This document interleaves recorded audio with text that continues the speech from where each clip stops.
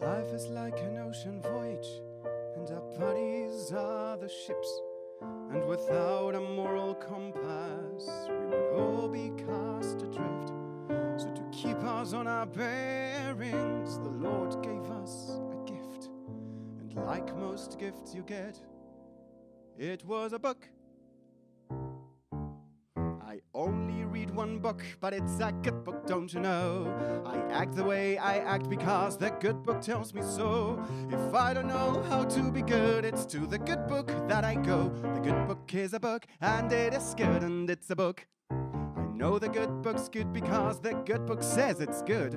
I know the good book knows it's good because a really good book would.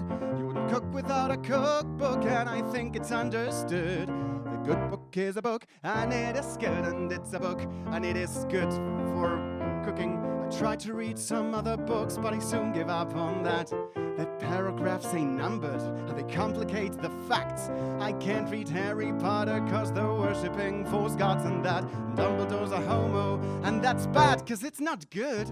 Morality is written there in simple white and black. I feel sorry for you heathens, gotta think about all that. Good is good and evil's bad, and goats are good, but pigs are crap. You'll find which one is which in the good book, cause it's good, and it is good, and it is good, and it is good. I had a cat, she gave birth to a litter. The kittens were adorable and they made my family laugh. But as they grew, they started misbehaving. So I drowned the little fuckers in the bath. When the creatures in your care start being menaces, the answers can be found right there in Genesis. Chapter 6, verse 5 to 7. Yeehaw! Swing your partner by the hand.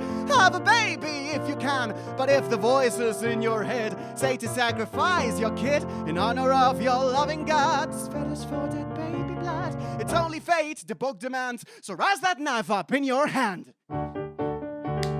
Before the good book made us good, there was no good way to know if a thing was good or not that good, or kind of touch and go. So God decided he'd give writing allegoric prose a go. And so he wrote a book, and it was generally well received. The Telegraph said this God is reminiscent of the Norse.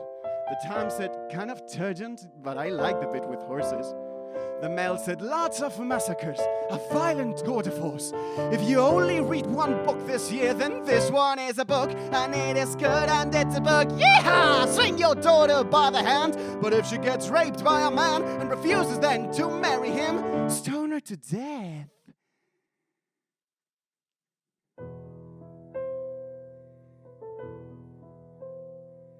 If you just close your eyes and pluck your ears to the accumulated knowledge of the last 2,000 years, then morally, guess what?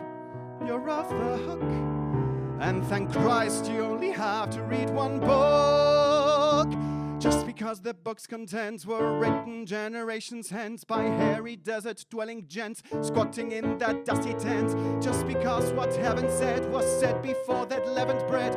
Just because Jesus couldn't read doesn't mean that we should need when manipulating human genes to alleviate pain or fight disease. When deciding whether it's wrong or right to help the dying let go of life, stop a pregnancy when it's just a tiny blastocyst, it doesn't mean that we should take a look at any other book but the good book, cause it's good and it's a book, and it is good and it's a book. Good is good and evil's bad, and kids get killed when God gets mad. You better take a good look at the good book, because it's good.